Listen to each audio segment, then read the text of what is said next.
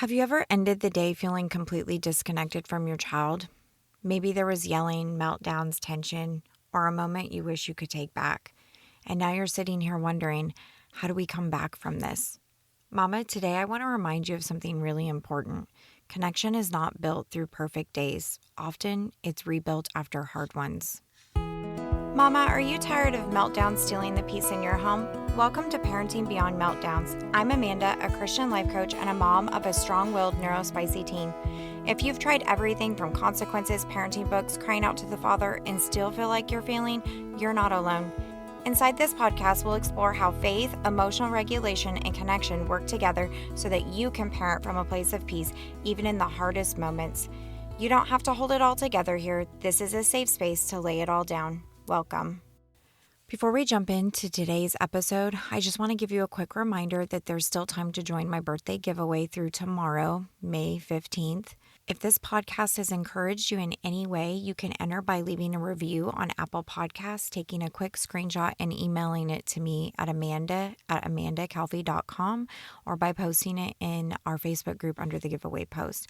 And if you've already left a review, you can still enter by simply sharing the podcast with another mama who needs it on your social media or in your favorite mama Facebook group. Just take a screenshot and email it to me or put it on the Facebook group post, and I'll be drawing the winner the following week. I think one of the hardest moments as a mama isn't always the meltdown itself. Sometimes it's what happens afterwards, when the house finally gets quiet and you start replaying everything in your head. Maybe you snapped, maybe your child slammed a door, maybe everyone ended the day frustrated and emotionally exhausted. And then comes the guilt, that feeling of we're so disconnected right now. I've had moments like that too, moments where I walked away thinking that's not how I wanted this to go. And if I'm honest, sometimes the hardest part wasn't even the conflict itself. It was the fear underneath it. The fear that maybe the hard moments were somehow damaging the relationship permanently. The fear that connection had been lost.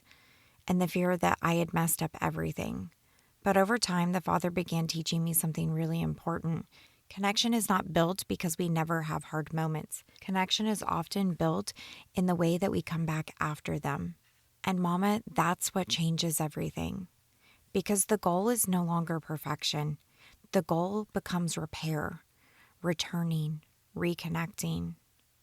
Our first point today is hard moments do not automatically mean a break in connection. I think many of us were raised believing that conflict meant relationship failure, but healthy relationships are not relationships without rupture. Healthy relationships are relationships where repair happens. Your child does not need you to never get overwhelmed. They do not need you to be a perfectly calm mama every second of the day.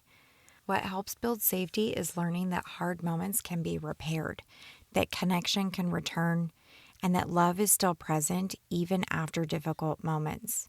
And honestly, this matters even more with our strong-willed and neurodivergent children because many of our kids already carry deep feelings of shame, frustration, rejection, and feeling misunderstood. Repair reminds them that we're still okay, that they're still loved, that we can come back together. Point number 2, repair starts with regulating yourself first. When guilt hits, our instinct is often to rush towards fixing the situation immediately. But if you're still dysregulated, repair can accidentally turn into over-explaining, lecturing, forcing connection, or needing reassurance from your child. Sometimes the most powerful first step is simply pausing, breathing, praying, letting your nervous system settle before re-engaging. Because your steadiness helps create safety for reconnection. Not perfection, steadiness. And sometimes that looks incredibly simple. Maybe it's softening your tone, sitting beside them quietly, putting a hand on their back, or simply saying, hey, I think we both had a hard moment. Do you want to hug this out? That gentleness matters more than you realize. Point number 3, reconnection often happens in small moments.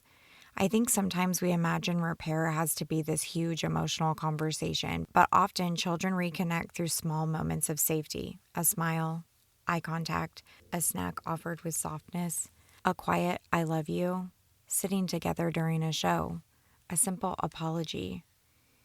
And this is especially important to remember if your child is still upset, because reconnection cannot be forced, but you can create openings for it.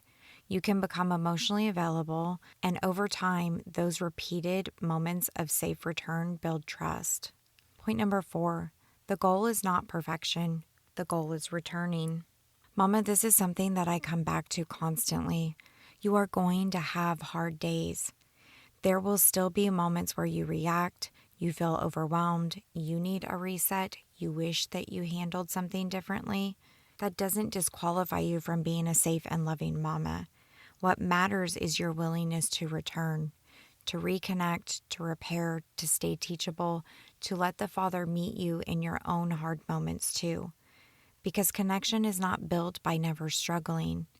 It's built by learning how to come back together afterwards. Our faith anchor today is Romans 8:1, and it says, "Therefore, there is no condemnation in those who are in Christ." Mama, condemnation tells you that you have ruined everything. But conviction and grace sound different. Grace sounds like, come back, try again. You're still loved here. The Father is not asking you to parent from shame. He is inviting you to stay connected to Him even in the hard moments, and from that place, you can begin reconnecting with your child too. A micro shift that you can make this week. I want you to practice one simple repair moment after a hard interaction with your child. Not a perfect speech, not fixing everything, just one small moment of reconnection. Maybe it looks like, "I'm sorry for how I responded earlier. I love you. Want to sit with me? We had a hard moment, didn't we?" And then just notice what happens when you stop expecting perfection from yourself and from them and begin practicing the return instead. Before we wrap up today, I want to give you a quick reminder about my birthday giveaway that closes tomorrow, Friday the 15th. If you've been meaning to enter into this is your last chance. All the details for how to enter are in today's show notes, and I'll be announcing the winner next week. Hey, sweet mama, I hope you loved today's episode. Can you do me a favor? If this episode spoke to your heart, would you take 30 seconds and share it with a mama in your life who needs to know they are not alone? Also, would you leave a quick review on Apple Podcasts for me? It blesses my heart to know that this show is giving you hope in hard moments. All right, I'm off to grab some protein because love and grace flows easier when you're not just running on fumes and coffee. I'll meet you back here next week for another honest and hope-filled conversation. In the meantime, mama, stay rooted in faith and anchored in love.